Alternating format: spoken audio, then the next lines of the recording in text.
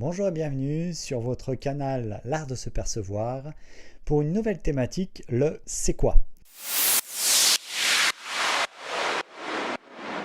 Donc une playlist de thématiques techniques et scientifiques pour aborder les différents sujets de manière un peu plus approfondie pour étayer votre compréhension. Aujourd'hui, on va parler de l'angle de phase et de son importance en biologie cellulaire. Alors, l'angle de phase, on retrouve souvent ça, notamment dans les mesures bioimpédance-métrie. Vous savez, ces petites machines, là, vous allez poser vos pieds et vos mains sur des plaques métallique et à l'intérieur desquelles vont circuler un courant électrique. Et ce courant électrique va permettre de mesurer ce qu'on appelle votre impédance-métrie, votre résistivité au passage du courant, de manière à savoir la réponse cellulaire, à la quantifier, à la qualifier pour avoir des mesures. Donc aujourd'hui, je vais vous proposer de comprendre l'impact de l'angle de phase sur la santé cellulaire et bien sûr d'en connaître ses applications en biologie humaine. Allez, on est parti pour ce podcast. Donc, on va introduire le sujet, bien évidemment, parce qu'il est essentiel, parce que votre corps est fait de propriétés électriques à l'intérieur de vos cellules, entre vos cellules, donc la communication cellulaire. Donc, on va commencer, pour l'introduction à l'angle de phase, par expliquer l'importance de cette notion. Donc, l'importance de cette notion revêt des aspects concernant l'intégrité membranaire et la viabilité cellulaire. C'est-à-dire qu'aujourd'hui, quand vous allez mesurer votre vitalité cellulaire, on va passer par l'impédance-métrie. Alors, qu'est-ce que l'impédance-métrie? Alors, la mesure de l'impédance, pour être assez précis, alors attention, l'objectif n'étant pas de faire une thèse là-dessus, mais simplement d'avoir les premiers fondements de compréhension pour effectivement avoir du discernement. Donc, premier aspect, c'est l'amplitude. C'est ce qu'on appelle la taille du signal. Alors après, on peut utiliser des mots comme magnitude, mais en tout cas, l'idée, c'est de comprendre que ça va évaluer la réponse, d'accord, de votre système cellulaire au courant qui va vous parcourir, dont je parlais tout à l'heure. Le courant est dit alternatif. Et on a une réponse directe, une corrélation directe entre l'amplitude et la conductivité cellulaire. Alors bien évidemment, une fois qu'on a posé cette notion d'amplitude, on peut passer donc sur la partie définition de l'angle de phase, qui est le thème bien évidemment de la capsule. Alors l'angle de phase, c'est encore une fois un indicateur, mais un indicateur fiable, reproductible, donc crucial. D'accord ? Donc votre courant vous parcourt et il va y avoir une réponse. La réponse, elle va être avec une latence, un décalage temporel entre le moment où le courant est parti et le moment où on va mesurer. D'accord ? Ce décalage, est exprimé en degrés. Alors après, on peut imaginer ça comme l'écho. D'accord, donc vous parlez écho, écho, écho, et vous avez une petite latence avant d'entendre la première résonance. D'accord, donc c'est le même principe. Donc l'idée là, c'est qu'on a une notion également de positivité, d'accord, puisque le courant va être alternatif, donc on va pouvoir mesurer l'aller et le retour. Alors encore une fois qu'on a posé cette base de définition, on peut effectivement introduire la notion en biologie cellulaire. Alors là-dessus, on va commencer par l'intégrité membranaire. Donc la membrane d'une cellule, c'est, j'ai envie de dire, la zone de frontière, la frontière entre l'intérieur et l'extérieur. Donc on pourra assimiler ça à votre peau, par exemple.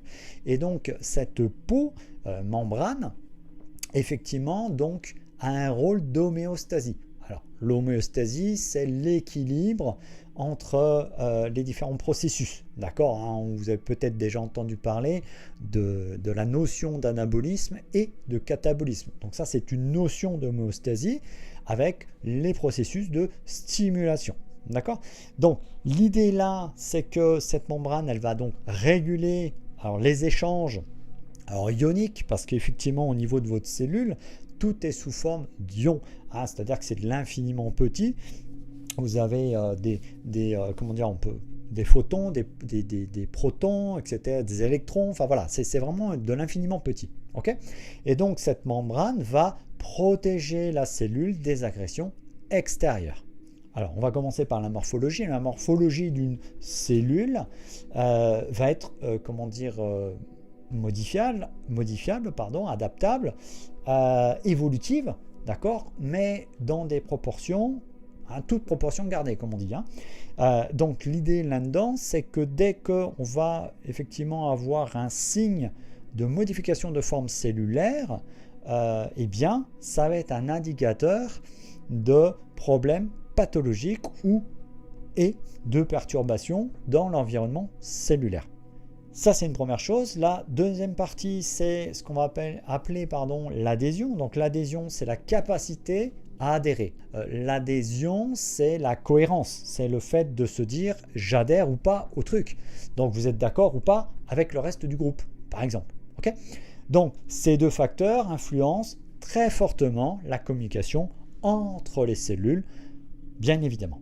La viabilité cellulaire, ça veut dire quoi? Ça veut dire que votre viabilité cellulaire va évaluer la santé globale des cellules, parce qu'une cellule dans son environnement va toujours être en mouvement. Alors certes, vous n'allez pas sentir quoique le déplacement de vos cellules dans votre corps, mais en tout cas, sachez que tout organisme vivant doit être en déplacement. À partir du moment où il n'est pas en mouvement, il est dans une zone d'immobilité. L'immobilité, j'ai envie de dire l'immobilité maximale qu'on pourrait avoir, c'est quand on est mort, quoi. Donc on va éviter, d'accord? En intégrant ces paramètres, maintenant, on va pouvoir, j'ai envie de dire, mettre en place une application de l'angle de phase, sur 3 critères principaux. Donc, le premier, ça va être le suivi de la croissance cellulaire, d'accord? Donc, en respectant les critères qu'on a définis préalablement. Ensuite, on va être sur la détection du stress cellulaire. Tiens, ça, c'est une notion intéressante parce qu'on parle souvent du stress au niveau macro, vous êtes stressé, etc. Mais bien évidemment, votre cellule subit aussi un stress. Alors, le stress, attention, il a souvent une notion péjorative, mais dans l'absolu, le stress est initialement une stimulation. Après, on connote ce stress à quelque chose de délétère quand il devient chronique, qu'il perdure dans le temps et qu'il engage effectivement une dégénérescence de votre cellule. D'accord ? Et dernier point, c'est qu'avec cet angle de phase, on va d'une manière très pragmatique, très précise et reproductible caractériser les types de cellules. D'accord ? Parce que chaque cellule a ses marqueurs. On va pouvoir parler des cellules graisseuses, des cellules musculaires, etc. etc. Donc l'idée, c'est que chaque type de cellule va réagir à un certain courant, à une certaine énergie, et de là, on va pouvoir donc avoir nos informations. Donc on va prendre un exemple dans la culture de cellules épithéliales. Donc les cellules épithéliales composent en fait les membranes intérieures ou extérieures d'un système. Donc si je prends l'exemple de la peau, vous allez avoir le derme et l'hypoderme. Okay, et du coup, vous allez avoir des cellules épithéliales dans ces systèmes-là. D'accord ? Donc là, la notion d'angle de phase a permis de mettre en exergue la culture de cellules épithéliales. Donc autrement dit, de voir leur évolution sur un laps de temps donné. Donc là, en l'occurrence, on est sur 5 jours de culture. D'accord ? Donc sur le premier jour, la mesure a révélé, alors 15 degrés, ok, on verra après, on en reparlera des définitions d'unité, mais l'idée c'est que là, les cellules viennent d'adhérer, c'est-à-dire qu'elles se développent, ok, la membrane est nickel, il n'y a pas de souci, et du coup, il y a un léger comportement capacitif, d'accord ? Donc capacité, elle prend du système, ok ? Donc ensuite, on passe sur le troisième jour. Donc le troisième jour, là, on voit que l'angle de phase monte à 35 degrés. Donc là, les caractéristiques de cette évolution sont la forte adhésion et l'intégrité membranaire. Donc ça veut dire quoi ? Ça veut dire que à ce stade, d'accord, les cellules forment un tapis homogène. Okay, donc c'est quelque chose qui est régulier, qui est cohérent. Ça, c'est un point important. Ce qui augmente la capacité globale du système. Maintenant, on prolonge la mesure au bout du 5e jour et là, d'un coup, il y a une chute à 5 degrés. Donc, l'idée là, c'est de comprendre que bien évidemment, vous avez une montée en puissance et vous allez avoir une dégénérescence progressive. Là, ça signifie que les membranes se sont altérées. Alors, ça se manifeste physiquement, matériellement, par des cellules qui se détachent, qui meurent. Simplement, ça veut dire qu'elles ont été soumises à un stress, voilà, ou une toxicité. Bon, pourquoi cet exemple-là? Cet exemple, parce que c'est pour vous montrer qu'au niveau cellulaire, la précision de la mesure est cohérente. C'est-à-dire que si demain, vous voulez utiliser ce marqueur pour j'ai envie de dire, vérifier votre vitalité cellulaire, alors à l'aide d'un appareil digne de ce nom-là de bioimpédancemétrie, c'est tout à fait possible, c'est tout à fait faisable. Alors une fois qu'on a compris que l'outil était correct, cohérent, il faut passer sur l'interprétation de l'angle de phase. Donc maintenant, il faut savoir de quoi on parle quand on sort un chiffre, parce que tous les nombres sont interprétables et ils vont dépendre de leur environnement, de leur contexte. Des limites inférieures, supérieures ont été données. Donc en degrés, comme on le disait tout à l'heure, entre 20 et 40 degrés, ça vous donne une cellule viable avec une membrane intacte, avec une bonne adhésion. Donc ça, c'est une bonne vitalité, il n'y a pas de souci. Ensuite, si vous avez effectivement une perte d'intégrité membranaire, vous allez être sur un niveau qui est inférieur à 10 degrés. Entre 10 et 20, bien évidemment, ça veut dire que vous avez un début de dégénérescence, on va le dire comme ça. Et maintenant, par contre, si vous avez une valeur qui est comprise entre 30 et 40 degrés, là, vous avez une cellule qui sont très puissantes. Okay, donc, ce dernier critère, d'ailleurs, n'est pas forcément celui qui est le plus opérant, même si la valeur est importante. Et dernier stade de mesure où vous allez pouvoir être supérieur à 40 degrés avec une intégrité membranaire exceptionnellement élevée, d'accord, et des cellules compactes. Bon, donc on verra possiblement les conséquences. Alors maintenant, une fois qu'on connaît les niveaux d'interprétation de cet angle de phase, il faut passer bien sûr sur les interprétations physiologiques, d'accord, donc à quoi ça correspond réellement. L'idée là-dedans, c'est que une fois qu'on applique notre courant alternatif, on va obtenir donc ces fameuses informations concernant l'angle de phase. Les 3 grandes applications en physiologie sont l'évaluation de la santé cellulaire, proprement dit, le suivi des patients en nutrition clinique et enfin un indicateur de pronostic. On va pouvoir estimer le risque.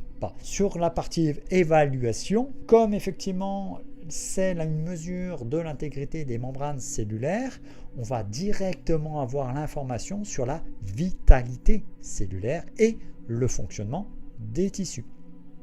Donc là, à ce niveau-là, on est bien évidemment dans le domaine médical. Alors, j'utiliserai le mot patient, mais ce n'est pas pour moi personnellement, c'est à titre générique, informatif. Donc, je pourrais dire, écoute, la personne qui est suivie, accompagnée. Mais en tout cas, c'est un marqueur flagrant justement de l'impact de la nutrition sur la cellule. D'accord ? Parce qu'on sait que, par exemple, en fonction de certaines typologies alimentaires, le corps va réagir. Enfin, puisqu'on a une mesure qui est dite reproductible et qui va effectivement être assez simple de surcroît, on va pouvoir même carrément lancer des pronostics. Bon, je le dis un petit peu brutalement, mais c'est un peu ça l'idée. C'est-à-dire qu'on va pouvoir estimer le risque, d'accord, de développer certaines pathologies, par exemple. Donc maintenant, on va passer sur la première partie qui est importante de connaître, c'est donc la mesure qui va être sur 3 grands états. Donc, le premier état qui est supérieur à 7 degrés, le deuxième état qui est un intervalle entre 5 et 7 degrés, et le dernier état qui est inférieur à 4. Okay, de ce point de vue-là, ça nous donne une indication très précise de dans quelle catégorie on est. Si vous voulez, j'ai envie de faire un parallèle avec ce système-là, avec l'IMC. L'IMC où vous allez avoir effectivement la notion normale, alors normale dans le sens normalité, par rapport à une statistique, et après vous allez avoir les gens qui vont être en dessous de cette normalité, qui vont être du coup en manque de poids, en sous-poids, comme on dit, et après vous allez avoir le surpoids et voire l'obésité. D'accord? Donc pour faire un petit peu le parallèle sur ce point-là. Allez, une fois qu'on a vu ça, on va terminer sur les points clés à retenir. Donc, c'est une mesure d'indicateur clé de la santé. On a vu qu'effectivement, ça mesure l'infiniment petit qui reflète l'infiniment grand. Il faut être très clair là-dessus, il ne faut pas se leurrer. On est piloté par l'infiniment petit parce que ce sont nos cellules qui, in fine, vont assimiler ou pas ce qu'on a ingéré. D'accord? Pas. C'est, deuxième point, une surveillance des cellules viables. D'accord? Donc on peut voir effectivement et mesurer la viabilité de nos cellules. On a vu également que c'est une application directe en nutrition clinique. Alors là, pareil, vous enlevez le mot clinique et vous gardez nutrition. C'est-à-dire que si vous faites une mesure, et vous changez votre alimentation, vous allez avoir automatiquement, vous allez pouvoir mesurer l'impact de votre changement. Donc c'est ça qui est important, c'est de pouvoir se rendre compte et prendre conscience de l'impact que votre changement a eu sur votre mesure. Voilà. Et bien évidemment, le dernier point, c'est la prévention des maladies chroniques. Alors attention, on ne va pas se dire, là je suis à moins de 4 degrés, je vais mourir demain. C'est pas ça. Mais par contre, c'est un point d'alerte, c'est une prévention. C'est-à-dire que l'idée, c'est d'anticiper un peu la commande. C'est-à-dire que si on se dit que régulièrement on fait un check-up, régulièrement on peut avoir un marqueur. Et du coup, se dire, tiens, là il y a un truc à changer. D'accord? Parce qu'il ne faut quand même pas oublier qu'une maladie, elle se déclare sur une dizaine d'années. Donc, si vous êtes régulièrement sur votre check-up, d'un point de vue cellulaire, bien évidemment, là, vous allez réduire vos risques, tout simplement. Alors, le dernier point que je voulais aborder, c'était le lien entre l'angle de phase, que l'on vient d'étudier, et la notion de centile et SDS. Le SDS, c'est l'acronyme de score de déviation standard. Bon, alors ça, ça veut tout dire et rien dire, mais en l'occurrence, là, l'idée, c'est que par rapport à une population, vous allez avoir donc un référentiel pour pouvoir vous situer de la même manière que l'IMC dont je parlais tout à l'heure. Donc, l'idée étant de voir où vous en êtes par rapport à une population. Là, c'est un élément de comparaison. Alors, attention, l'idée, loin de moi, étant de se comparer aux autres. Par contre, il y a quand même à un moment donné, peut-être se dire que, tiens, l'ensemble de la population, par exemple, pourrait être en surpoids, donc avec un risque avéré de déclenchement de pathologie, de se dire, oui, alors on va éviter quand même de se rapprocher de cette population-là, dans le sens de basculer dans la maladie, très simplement. D'accord? Voilà. Je ne vais pas aller plus loin sur cette notion. Par contre, elle me paraissait quand même intéressante et importante de manière à bien prendre conscience de là où on en est.